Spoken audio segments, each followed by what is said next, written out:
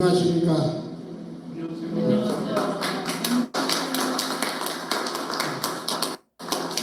정말 더운데 오시느라 수고 많이 하셨습니다.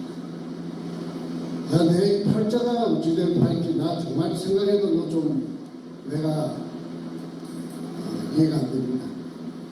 이게 이 무서운 이 문여도 의뢰공장 찾는 길에 뛰어든 것이 제 나이 44살 때인데 10년 꼬박 10년 걸려가지고 53살 때인 2002년 3월 2일 날 꿈에도 소원했습니다. 의뢰공장 찾는 건 의뢰공장이 조그맣지 않기 때문에 어마어마하게 클 것이기 때문에 공간이 땅속에 그 한 가닥만 연관된 한 부분만 구멍 하나만 뚫자. 그러면 그 구멍을 통해 내려가가지고 돌아다니보면 다 나타날 것입니다. 그래서 10년 동안 내 가진 것을 전부 다 통틀어서 우리 할아버지 땅도 아니고 우리 아버지 땅도 아닌데 그 땅이 누구 땅이냐 하면 대한민국 땅이었어. 그런데 구하면 통한다고 하늘에서 길을 열어주더라고요. 그래서 우리 할아버지 땅도 아니고 아버지 땅도 아님에도 불구하고 그 땅에다가 소원대로 구멍을 하나 뚫었어요. 직경 60cm, 깊이 16m 안반층을 하루 만에 뚫어버렸어요. 기계가 워낙 좋은 기계가 있으니까 기계 설치하는데 조립하는데 한 이틀 걸린다는 것이 3일이 걸렸어요. 그런데 D-Day를 언제 잡았느냐 하면 3월 1일로 잡았습니다. 왜냐하면 3일 전이 3월 1일 공휴일이기 때문에 국가관공서, 경찰, 시청, 구청 다 놀기 때문에 그러니까 시끄럽다고 기계 돌아가는 소음에 시끄럽다고 민원이 발생해도 경찰도 오기가 난처할 것이고 공무원도 오기가 난처할 것이라 하는 그게 감안했죠. 그래 그 새벽부터서 기계가 들어와가지고 조립을 해치는데 이틀 만에 조립이 다 되어버렸으면은 3월 1일 날 그냥 아침부터서 파버리면은 오후 한 5시경에 그냥 다 완성이 된다. 한두 시간만 하면은 완성이 된다. 왜 그러느냐 하면은 땅 속에 숨어 있는 그 불을 찾아내거든요. 그 MRI 같은 기계가. 그 기계가 한국에 들어온 지 불과 한 두세 달 됐을 적에 그 기계가 있는 걸 알았습니다. 그 기계가 어디 있느냐 하면은 대전의 배재대학이라고 대전 유성이 있어요. 그 배재대학교가 그 하와이의 그 기독교 교민들하고 자매 결연이 돼가 있대요. 그 이승만 대통령이 만든 학교가 배재학당 아닙니까? 그래서 그 좋은 기계가 들어오면은 세상에 나오면은 그 교민들이 기독교에서 사가지고 그 배재학당에 원조를 해줍니다. 그래서 그 기계가 저 영주 부석사 무량수증 그 찾는데 동원된 걸 텔레비를 보고 제가 알았어요. 이야 저런 기계가 있구나. 저 기계 같은 거 내가 의뢰공장 찾는데 저 굉장한 소용이 되겠구나. 그래서 그 교수를 찾아가서 했더니 굴이 존재한다면은 대강 몇 메타에 존재한다고 보느냐 저한테 물어요. 그래서 바닷물의 그 조수 간만의 차이를 감안하면은 20m 지하 20m에 존재한다. 꼭 본다 했더니 그러면은 모래밭도 아니고 흙밭도 아니고 안반층이라면은 20m 안에 그 굴이 존재한다면은 100% 찾을 수가 있다. 99.9가 아니고 100% 찾아줄 수가 있다. 그 비용은 얼마 주면 되느냐 했더니 300만 원을 우체국에 계좌를 적어주면서 자동 이체시키면은 입금이 되면은 자기가 조수를 데리고 부산 현장에 가서 한번 답사를 하고 또 잡아가지고 기계가 오면은 한 2시간만 작업을 하면은 그 굴의 여부를 있다 없다 여부를 엑스처럼 MRI처럼 그 컴퓨터가 찾아낸다. 그러니까 컴퓨터가 찾아내니까 그거는 거짓말이 없다. 아니 그래서 300만 원을 어렵게 구해가지고 그래가지고 줬더니 뭐 말하던 그대로 됐어요. 그런데 그 며칠 후에 그 서울의 충무로의 대한극장 앞에 만나자고 해서 갔더니 그 데이터를 주는데 컴퓨터가 찾은 데이터를 주는데 땅속에 낯선 굴이 하나 잡힌 겁니다. 18m. 아니 18m가 아니고 16m예요. 모든 굴은 바닥을 기준으로 하는 것이 아니고 천장을 기준으로 합니다. 지상으로부터.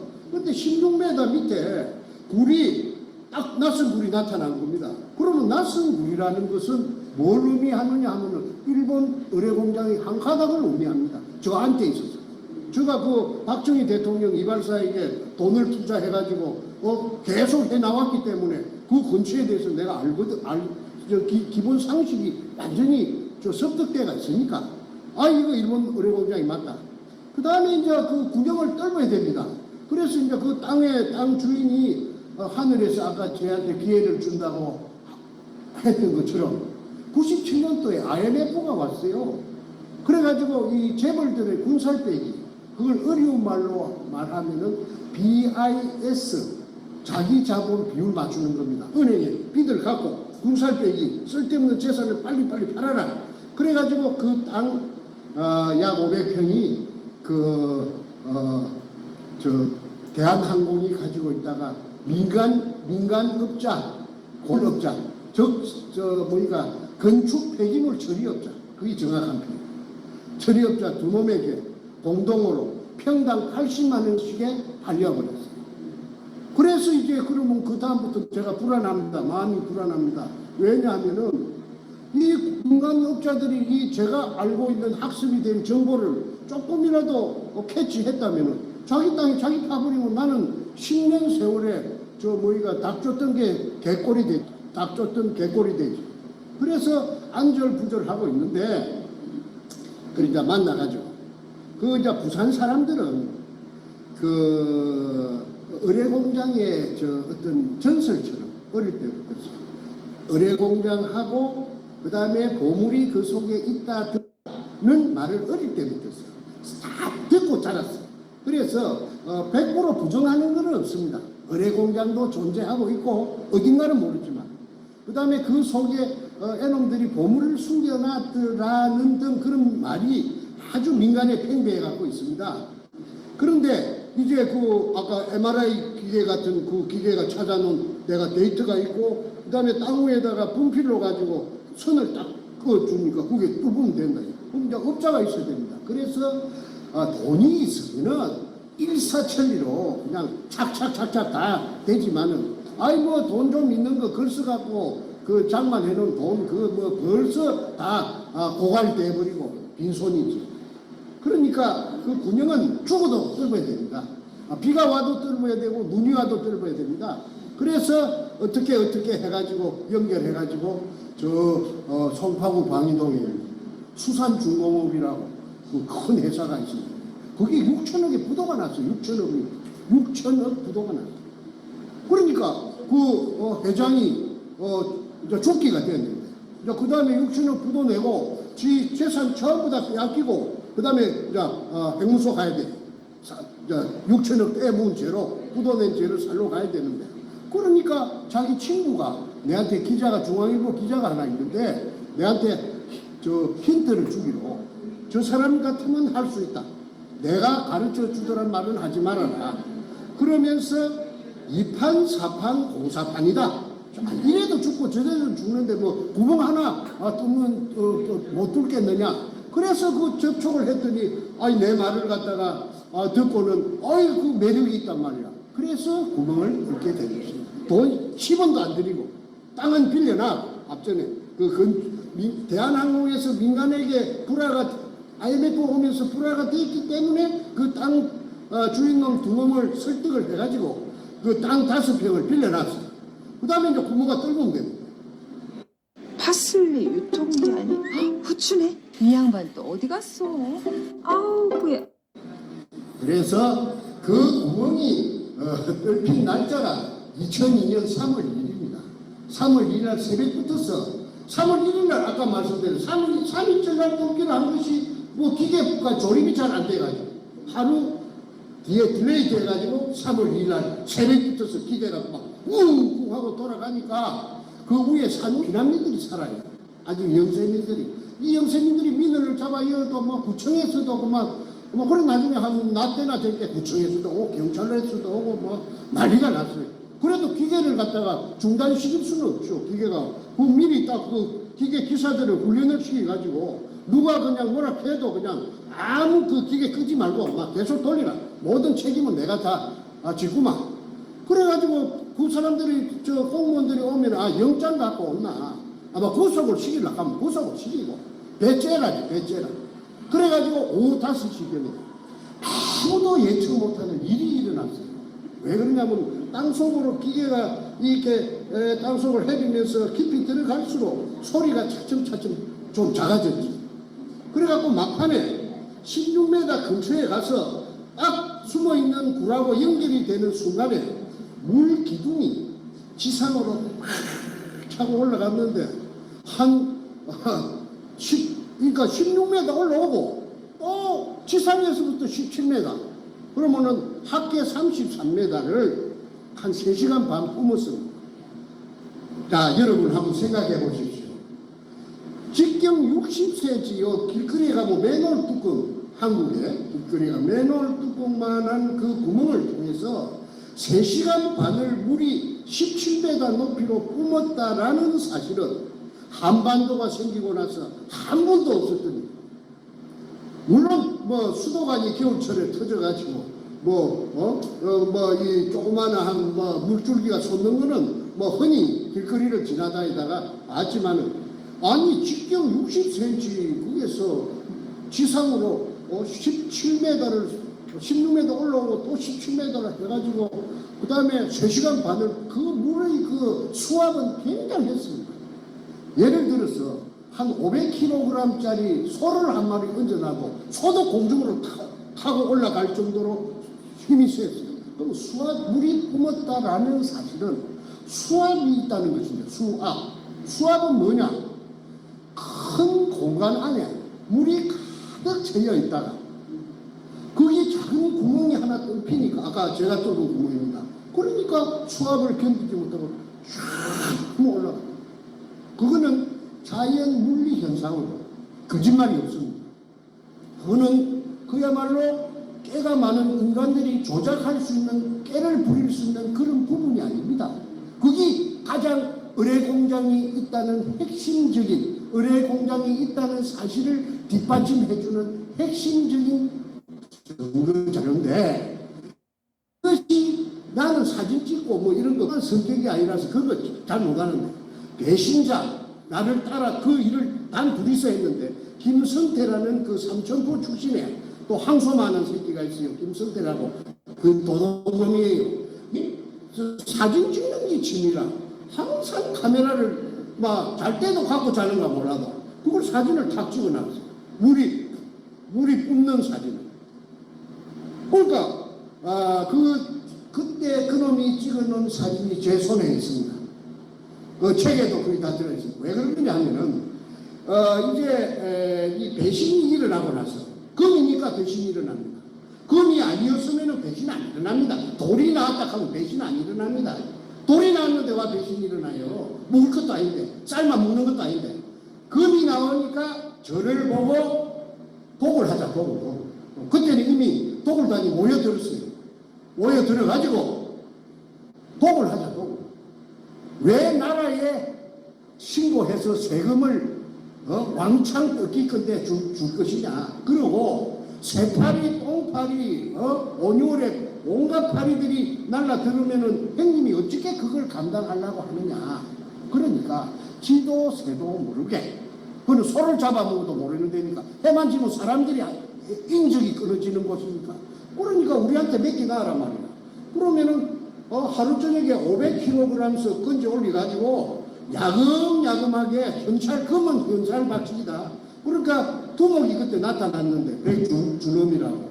그 백준엄의 친척이 종로 5가에 금도매상이 있대요. 그렇게 금이라는 건 애상배가 없답니다.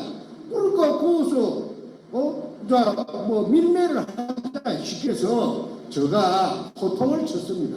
저는 그 아까 양력 소개할 때 저는 에듀케이션 영어 발음이 안 좋습니다. 교육자입니다. 교육자. 전문 교사가 되겠다고 교육학을 전문적으로 교육받은 사람입니다. 그리고 문교부 장관이 준 자격증이 있어요. 아무나 선생하는 게 아니에요. 그러면은 제가 그 뭐 도덕군자인 채 해서가 아니고 우리 집안에 도둑놈이 없어요. 도둑질 아무나 하는 게 아닙니다. 도둑질을 해본 놈이 하고 고기도 맛있는데 많이 먹어본 놈이 잘 먹는다고 도둑질을 해본 놈은 한 분 하고 두 분 하면 쾌감을 느껴가지고 짜릿짜릿 아마 그런 게 있는 모양일 겁니다. 노름제이는 노름제이 그 쪼는 재미로 이 내하수체가 뇌에 무슨 뭐 분비물이 되는 무슨 물질이 나오는데 그게 막 아주 그냥 짜릿짜릿하게 그 재미 쾌락을 느낀다. 범죄자들은 다 그렇답니다.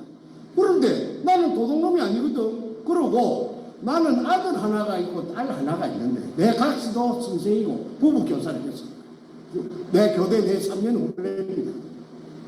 그 다음에 내 아들은 그때 서울법대 2학년이고 딸도 법대 나중에 결국은 이화여대에 가서 둘이 다 지금 변호사를 하고 있습니다. 수도권에서. 그런데 아이 그 아들이 법조인이 될 아들인데 내가 만약에 그 말을 승낙했다면은 내가 아이 잘 먹고 잘 살고 어마어마한 부자가 됐더라도 마음이 한 시간인들 내 마음이 편하겠는가? 나 그 생각이 먼저 나더라고요. 아니 그러면 부자 안 되고 마음 편한 게 낫지. 부자 돼갖고 맨날 쇠고랑이 어디서 날라올 줄 몰라갖고 오마조마하게 살 필요는 없기 때문에 그리고 소득이 있는 곳에서는 세금 내야 됩니다. 세금을 내야 나라가 돌아가죠. 그리고 불쌍한 사람들한테 혜택이 가죠. 그래서 당연히 법치국가니까 법에 정한 대로 세금 내야 된다. 이래가지고 제가 팽을 당했어요. 그러면은 도굴단들이 그 배운 아이들이 아닙니다. 백준엄이 여의도 고등학교 출신이에요. 58년생. 그러면 걔들은 뭐냐면 군형을 내가 파놓고 난 뒤에 나타난 애들. 왜 내가 군형 파놨는데 뒤늦게 나타나가지고 부추겨가지고 정권하고 접목이 됐어요. 노무현의 정권하고. 노무현의 정권하고 참여 정부하고 그래가지고 정권의 하수인이 누구냐 노무현이 직속 행동대장이 누구냐 문재인이가 그때 시민사회 수석하다가 나중에 민정수석이 됐죠. 민정수석은요 경찰력, 검찰력 공권력을 다 거머쥐고 있습니다. 지 마음대로 조정합니다. 그래가지고 저를 2002년 3월 2일날 금을 찾아내고 산더미 같은 금을 찾아냈음에도 불구하고 2005년 9월 6일날 제가 구속이 됐어요. 구속된 제목이 뭐냐면 사기꾼입니다. 사기죄입니다. 사기죄. 그러면 내가 사기죄 전과가 하나도 없는데 사기도 쳐본 놈이 처음이지 처음으로 생전 처음 치는 놈이 그러고 금이 나왔을 게 나왔다 그제 안 나왔는데 금이 나왔다 해갖고 내가 얻을 게 무엇이 있습니까? 그런데 사기죄는 걸리기는 어찌 걸리느냐 하면 들어저가 없으니까 내 똘마니 아까 3천분 넣은 그 놈이 여기저기서 돈 구하는 선수라요. 여기저기서 10배 준다고 1억 태우면은 나중에 성공하면 10억 준다고 이래갖고 내 써준 죄는 있어요. 그런데 그게 전체 토탈 액수가 2억 1,500만 원입니다. 공소장이 공소장이 그러면 뻥튀기 죄가 있는데 그것만 따질 필요도 없이 2억 1,000 얼마를 가지고 제가 징역을 36개월 3년을 받았고 검사를 못하자니 송곳이 저만큼 검사 책상 위에 필동에 있던데 내를 살인범 그런 사람으로 보지 마십시오. 죽여도 분이 안 풀리죠. 먹물로 터져 버리려고 그랬어요. 그런데 앞전에도 댓글에 무슨 방송에서 그런 흉측한 말을 하느냐. 그 사람들은요 이 내막을 모르고 지 입장에서 하는 말입니다. 사람 하나 죽이고 살리는 게 문제입니까? 나라가 지금 이 모양 요 꼴이 됐는데 그래서 내가 검사 앞에서 대질신문을 하면서 그 58년 10살 적은 놈을 검사 앞에서 들고 패는 그런 사례도 아마 대한민국에 없을 겁니다. 그래서 어쨌든 쌈키는 대로 쌈키 44고 팬거 그것까지 합해갖고 36개월 플러스 3년이니까 플러스 8개월 1년 받았는데 4개월 깎아주더라고요. 항소심에서. 그래서 44개월 꼬박 징역을 살고 나왔습니다. 그 징역 속에서 제가 책을 한 권 썼어요. 그 책이 왜 그러냐면 징역 속에서 내가 언제든지 저놈들이 나를 죽이라 하면 죽일 수 있죠. 받아놨습니다. 그런데 내가 그 언제 죽을지는 몰라도 그 근거라도 하나 남겨놔야 되겠다 해서 내가 그 긴 징역살이 속에서 책을 쓴 것이 영어로 골든 리리 오퍼레이션, 일본말로 긴노유리라. 그러면 이게 사실이 아니면은 역사적인 진실이 아니면은 이 쓸 수 없는 책입니다. 왜 그러냐면 내가 머리가 무슨 내가 평범한 사람입니다. 그러면 지어낼 수가 없죠. 사람 이름이 다 들어갑니다. 그래서 거기에서 특히 사안이 뭐냐면은 의뢰 공장에 급이 나왔다는 거. 그 이전에 미국 CIA하고 내하고 같이 3년 동안 같이 했다는 사실. CIA 누구느냐면 극동 담당 책임자 리차드 P. 롤리스라고 있습니다. 그 사람은 내가 5번 만날 때까지 한국말을 하는 줄도 몰랐습니다. 5번 딱 만나니까 한국말 하더라고. 내보다 더 한국말 더 잘하더라고. 나는 경상도 사투리가 아주 투박하고 한데 전부 100% 커뮤니케이션 한국말로. 그래 어째 그래 한국말 잘해요 하니까 이게 부산문연도 이거 찾으려고 아버지 부시 대통령 때 부시 대통령이 그 CIA 국장 출신이라 하대. CIA 그 국장 할 적에 자기가 내보다 한 30살 많아요. 리차드 로리스가. 그래가지고 이게 특수 임무를 부여받은 게 의뢰 공장 속에 중국 보물이 이 속에 딱 들어차져 있다. 그걸 찾아내야 된다. 이래서 동북아시아만 뺑뺑 돌아갑니다. 한국말은 그 큰 덩치가 2m는 인물도 잘생겼습니다. 근데 그 사람들이 지금 텍사스에 살고 있다. 그 팀, 내하고 계약한 팀들이 어마어마한 부자가 돼가지고 큰 회사를 경영하는 회장이 돼가 있답니다. 근데 그 오야분이 누구냐 하면은 키신저입니다. 헨리 키신저. 그거는 내가 헨리 키신저라고 하는 말을 내가 들었기 때문에 헨리 키신저라고 말하고 글로벌 리스트인지 알루미나타인지 그 다음에 프리메이션인지 그때는 그런 개념이 나는 전혀 관심도 없고 나 생소하기 때문에 내가 전혀 그거 모릅니다. 뒤에 알고 보니까 그렇더라고요. 그리고 미국 뉴욕의 그 무역센터 거기 터져요. 그런 일이 왜 일어납니까?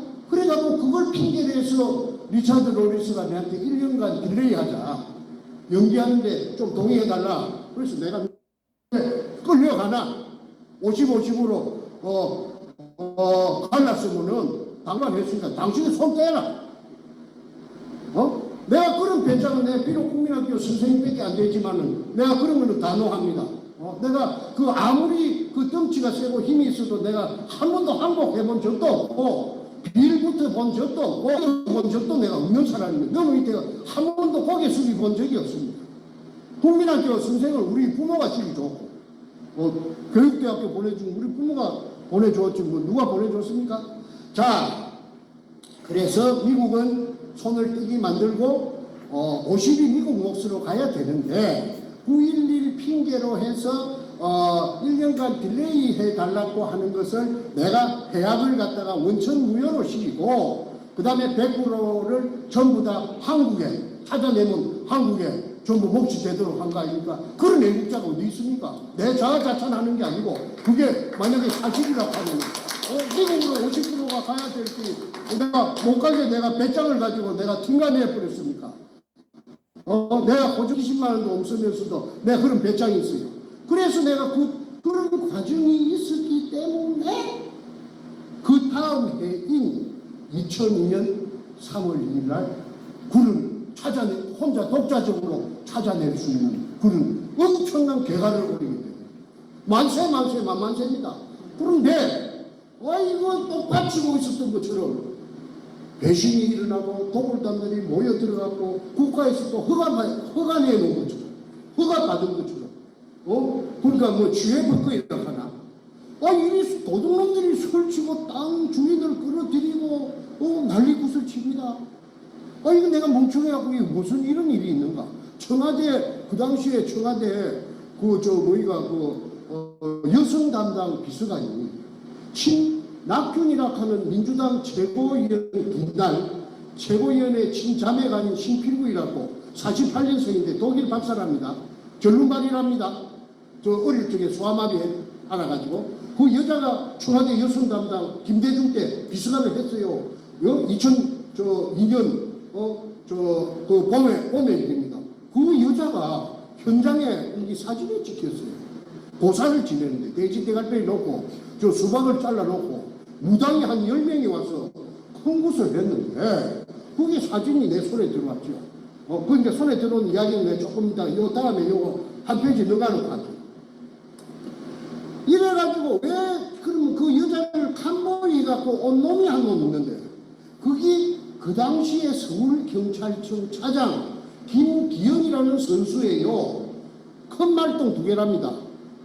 사복 양복 입고 왔는데 그러면 그러한 사실이 어떻게 내 귀에까지 들어왔느냐 하면 그 두목 백주는 그 몰려온 인부들을 비롯한 여러 구경꾼에게 저거는 청와대에서 내려온 저 여자는 신필규이라는 청와대 여성 담당 비서관이다. 김대중이 비서관이다. 그 다음에 그 남자는 한보해갖고 서울경찰청 차장 김한계다 하고 막 떠들었어요. 그래 떠드는 거는 효과음을 보려고. 왜 그러냐면 나라에서 자기를 이게 범죄가 아니고 국가에서 자기를 보호해준다. 허가를 떳떳한 것이다. 정충재는 폐행당했다. 이래갖고 선전을 하니까 내 행정관 두꺼지 찾아가 따라 붙었다. 도굴단에. 그거는 도굴단의 모든 서류가 2차에 걸쳐서 내 손에 다 옵니다. 내부 문건이. 그래서 내가 거기 보고 내가 알았죠. 깜짝 놀랄 일이죠. 내 행정관들은요. 금 앞에서는요. 행정관도 소용없어. 내가 그 집에 큰아들인데 이 두 놈의 새끼가 그렇지. 한 놈은 지금 진역 살고 있어요. 신나통 들고 들어갔던 놈이 그 넷째입니다. 지금 나이가 61살이거든요. 이야기를 앞전에 그 방송 태평 TV에서 여러 번 했기 때문에 세세한 그런 이야기를 안 하겠습니다. 어째서 노무현이가 참여정부가 청와대가 상상도 못하는 금동울단하고 전복이 되었는가. 요게 오늘 초점을 맞춰갖고 제가 주어진 분량이 1시간인데 가능하면 1시간에 마치도록 제가 노력해 보겠습니다. The scale of destruction I saw when I visited Ukraine was shocking, on a level I could never have imagined. 노무현 이야기 조금 하겠습니다. 내가 하도 억울해서 내가 저 다큐멘터리 작가고 내가 시가 작가니까 내가 그 전공이 저 탐정 도둑놈 잡는 내 전공이에요. 내가 잘해요 그런 거는. 그래서 내가 추정을 했더니 전라도 장흥에 전라남도 장흥에 살던 노판숙이라는 사람이 있었는데 일본의 기안동포가 해방되고 지금 동네 전라도로 찾아왔어. 그런데 노무현이가 뭐 한 3살 되고 그 다음에 저세이 노건페이라고 하는 게 7살 때인가 뭐 8살 때인데 48년 10월 18일이라고 기억됩니다. 여수 반란 사건이 일어났어요. 여수에 주둔하고 있던 그 일개 연대병력이 그 제주도에 그 4.3 사건을 토벌하려고 그 군함이 여수항에 와서 대기하고 있는데 그가 총을 거꾸로 들이대갖고 반란군 대장들이 이렇게 선동을 해가지고 그래가지고 전라남도 이때가 순식간에 반란군에 장악됐어요. 근데 노판수리가 노무이 저 애비가 뭘 했느냐 우편 배달부를 했어요. 시골에서 우편 배달부는 그때나 지금이나 아마 자전거 타고 다니는 모양이에요. 자전거를 타고 자기 배달 구역에 사는 그 상대 우편 농민들 면빈들 집을 다 알지요. 저 집에는 아들이 육군 상사고 저 집에는 순경 갖고 다 알지요. 다 나지요. 숟가락이 몇 개고 고무신이 고무신 몇 그래서 반란군들에게 다 보자질로 해갖고 발라버린 겁니다. 그러니까 반란군들이 저녁에 자는데 들어가가지고 찍찍이가지고 불러내갖고 한 곳에 모아갖고 다 죽여버렸어요. 그러면 그 죽은 가족들한테는 그 노판수리가 원수가 됩니다. 그런데 내일 정부군이 들어옵니다. 이승만의 군대가 들어옵니다. 국방군이. 그러면은 저거 남아있으면은 바로 1차로 타겟가 된다는 거 아니까 모시를 택해가지고 캄캄한 금밤에 동네를 지도새도 모르게 한밤중에 빠져나옵니다. 남부여대 해가지고. 그 다음에 노무이 손잡고 이래갖고 밤 되면은 걷고 낮에는 등불 속에 숨고 이래가지고 경상도 땅으로 건너왔어요. 예. 이거는 지금 공개 안 된 이야기입니다. 그래가지고 동쪽으로 될 수 있는 건 전라도 쪽에서 멀어져가지고 간 곳이 김해 진영읍 봉안입니다. 봉안이는 뭐 하는 동네냐 하면은 봉수대가 있더만. 봉수대가 옛날에 그 대구의 임금님한테 그 전달하는 통신수단이 그 봉수불 피우는 거 아닙니까? 그 봉쇄 바위 위에가 그쪽에 평야지대인데 그 높은 산이 그게요. 그렇게 봉수 그 그거 피우는 봉화 피우는 밑에 동네라고 봉화입니다. 진영은 봉화리. 그런데 거기에가 역전거리라는 하발마를 띄우고 하발마가 교통수단이 없으니까 서울까지 전달하는 말이 지치면은 말 그게 반납하고 또 새 말 힘이 좋은 말로 바깥이나 경상도 쪽에는 형들이 그 동네 어구에 와서 산다고 그러면은 그거 못 살게 합니다. 아주 터세가 셉니다. 아주 비난하고 가난했던 모양이에요. 그런데 뭐 공부 부산 상고를 가지. 부산 상고는 학교가 좋은 학교입니다. 부산고등학교, 경남고등학교 다음에는 부산 상고입니다. 머리가 나쁘면 못 들어갔어요. 그런데 은행원이 되는 게 목적입니다. 고등학교 학벌이 제후의 학벌이 부산 상고 좋은데 고등학교 나온 놈이 10년 동안 쪼아갖고 시험에 붙었다 하는 거는 우리가 그 노무현이라는 인간의 어떤 집념이라 할까 왜 안 되겠습니까? 그래서 대전지법에 판사가 됐는데 관리를 1년 정도 하다가 사퇴를 했어요. 월급이 쫓겨나니까 그 대식구들을 미기 살릴 길이 없어요. 그래서 부산 내려가고 변호사를 하면서 그 문재인하고 만난 겁니다. 그래서 문재인은 말하자면은 노무현의 영원한 똘만입니다. 꼬보. 그런데 재밌는 이야기가 노무현이가 세상의 그 친구들에게 또는 기자들에게 공개한 적이 있어요. 무슨 문장처럼. 그게 지금 내가 들려드리는 이 말씀이 노무현이가 어떤 인간인가 하는 것을 이 계산해 보는데, 자료재해 보는데 큰 도움이 됩니다. 왜냐하면 노무현 집이 찢어지게 가난하니까 노건평이하고 같이 민원을 했어요. 행지관끼리. 야, 형아, 우리 가정 형편이 이리 가난해가 되겠나? 좀 우리도 형편이 좀 풀려야 될까 아이가? 그래 맞다. 그거 어째야 되겠노? 하니까 그러지 말고 우리 뒤에 산에 산이 좀 있잖아. 그 산에 감나무를 좀 심자. 땅감이 유명합니다. 아마 땅감이 한국에서는 제일 유명합니다. 진영땅. 그래서 명호를 그럼 사야 되는데 명호 살 돈이 어디 있노? 내가 책임질게. 형님은 내만 따라 붙어라. 해가지고 어느 날 밤에 김해 임업시험장이라고 합니다. 그건 국가기관입니다. 묘목 기구인데 임업시험장. 그 철조망 다 해놨어요. 담이 있든지 철조망이 있든지. 그걸 절단하고 그게 침입합니다. 야간에. 그래갖고 지입으로 100개. 원한들을 훔쳐가지고 갖고 와가지고 가수 그 산에다가 심어갖고 그게 실제로 그 몇 년 후에 그 가게에 큰 도움이 되었다고 스스로 이야기합니다. 자, 그 이야기 때가 하나 다 소개했습니다. 그러면 그것이 현행법으로 따진다면 특수절도입니다. 이 야간에 밤에 절단하고 침입해갖고 국가 물건을 훔쳐갔으니까 그 예사로운 일이 아니죠. 엄연한 범죄이죠. 도둑질이죠. 도둑질은 아까 제가 서두에 말씀드린 대로 아무나 하는 게 아닙니다. 도둑은 남의 주민의 눈을 피해 설정 훔치는 걸 절도라고 합니다. 절도죄입니다.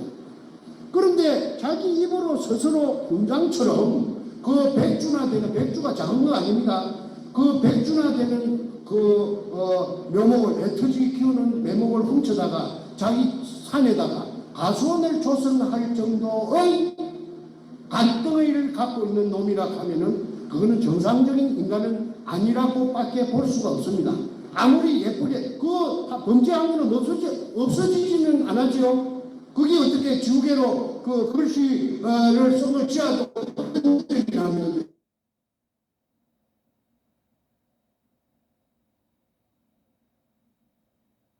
캐치를 했습니다. 그 인터넷에 지금 내 전화기 속에 있습니다.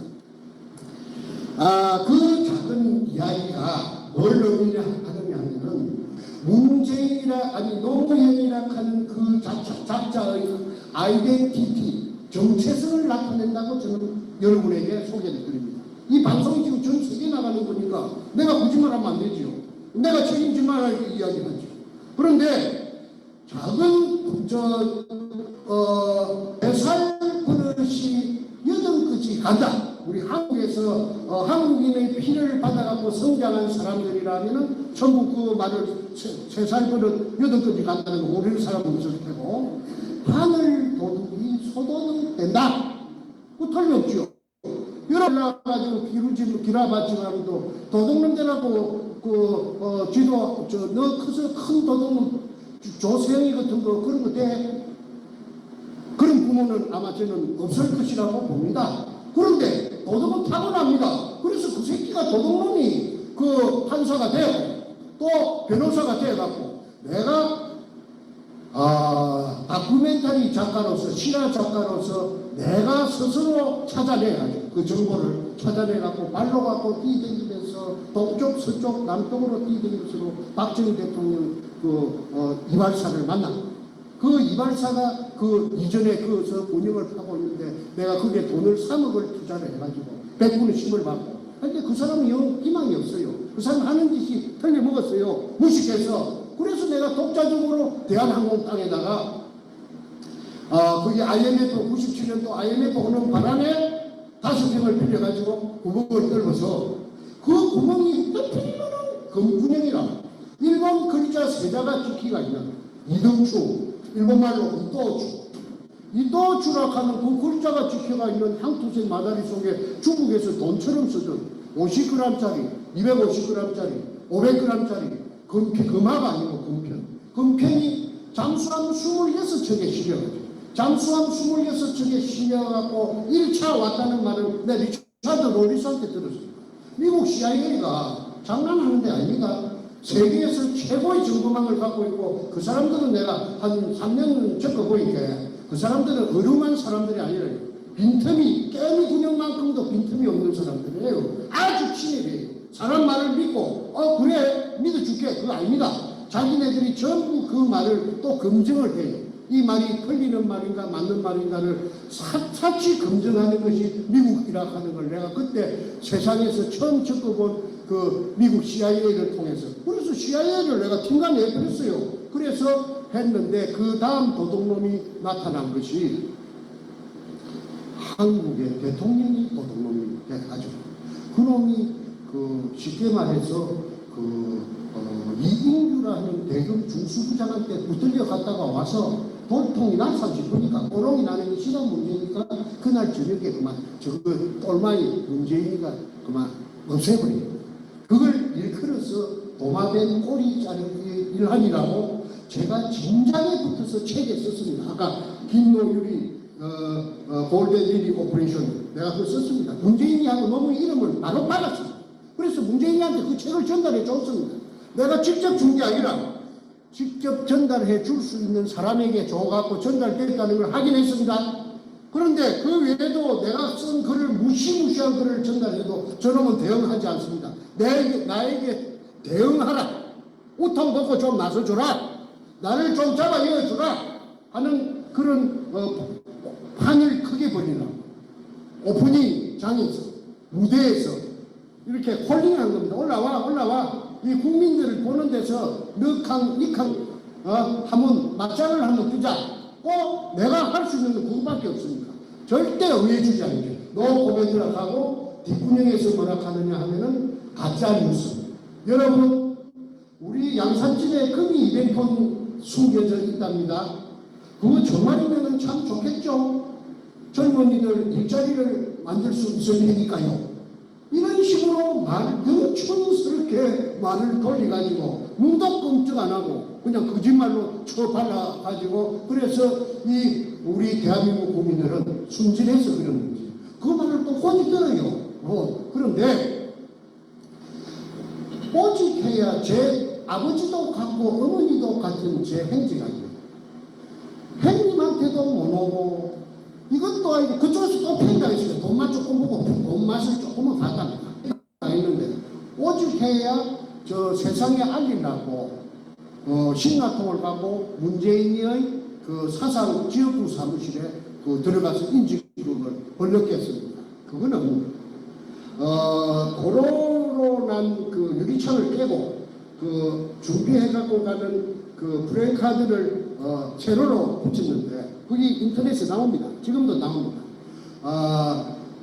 문현동 금도구리 종착지 노무현을 아니 문재인을 즉각 구속 수사하라. 그거 나옵니다. 전국에 오전 10시부터서 밤 12시까지 계속 모든 방송이 전부 이것만 했습니다.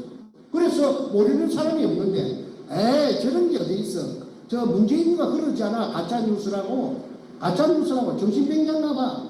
그래서 형님도 정신병자가 되고 또 넷째 우리 집에 정승재 넷째도 정신병자입니다. 정신병자는 그냥 몰아버려요. 그런데 미안하지만은 나는 우리 집안에 정신병자가 있다는 말 들어본 적도 없고 제가 우리 마누라가 초등학교 일산에 어떤 초등학교 교사로서 정년퇴직을 했는데 그 공무원 의료공단이 있습니다. 마두역 근처에 마두역에 가깝습니다. 그거 내가 쫓아가서 높은 사람 좀 보자 만나자 면담 좀 하자. 그렇게 왜 그러십니까? 아니 우리 딸이 혼사를 해갖고 이거갖고 지금 내일 모레 결혼식을 올릴 텐데 어떤 이 결혼에 앙심을 품은 어떤 사람이 신랑 아버지한테 신부의 아버지가 정신병자라고 고치다리를 쳐가지고 이 혼사가 깨질 지금 위기에 처했는데 위기에 봉착했는데 아니 나는 정신병원에 한 번도 간 적이 없기 때문에 내가 병원 약국 댕긴 거 전부 다 이 공단이 생긴 것부터서 전부 다 좀 떼줄 수 없어 하니까 내 말을 들어보더니 자기도 자식 키우는데 사실이 그렇다면 못 떼줄 이유가 있습니까? 안 떼주는 게 보통인데 내가 특별히 떼드리겠습니다. 그래서 내가 땡기 112년 동안에 148군데 땡기더라고. 병원, 의원, 약국. 약국에도 다 의료보험 카드가 됩니다. 그게 이제 정신병에 관련된 약이라든지 병원에 치료받은 게 한 번도 없습니다. 그분이 뭘 말하느냐면 정신병자가 아니라 하는 걸 말해줍니다. 그렇지 않습니까? 정신병자가 이렇게 미국 LA까지 와갖고 요 마이크 들고 여러분들을 갖다가 전부 앞에서 연설을 할 수가 있습니까? 제가 정신병자같이 생겼습니까? 그런데 문재인은 저를 정신병자라고 그렇게 매도했고 내 동생 정성재도 가정도 있고 자식도 다 있죠.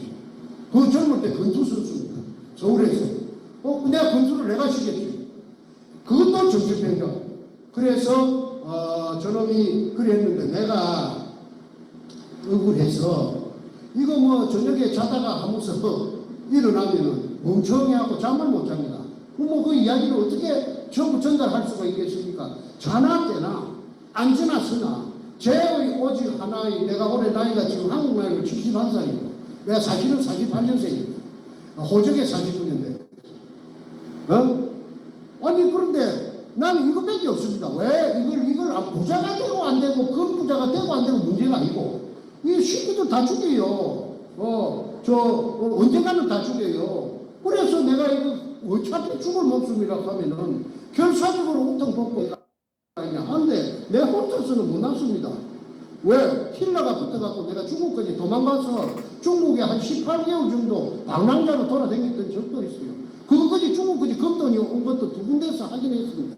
그 인터넷에 다 띄었기 때문에 오늘은요 생략합니다. 저 시간 관계상. 스마트줌 돋보기. 서울대학교 교수가 30년 이상 연구 개발한 고품질 돋보기. 김일성이라 하는 이 저하고 나이 차이가 나는 이분을 태극기 집회에서 우연히 소문을 듣고 미국 교민이 대단히 감이 커서 문재인이 보고 막 쉐리 포문을 열고 막 되나 안 되나 막 쉐리 퍼붓는다고 그래요. 그래서 도대체 그러면 간띵미가 그 배밖에 나왔는가 보다 한번 가보자 해서 들어보니까 가당찮더라고. 그래서 내가 이 사람을 콜링을 했어요. 콜링 만나자고. 이래가지고 만나가지고 이야기를 하니까 한국 사람들은 두 가지 부류로 나눕니다. 이 이야기를 합니다. 아이고 저는 무승을 안 할래요. 무승을 떠가야지요. 그 자료를 좀 주세요.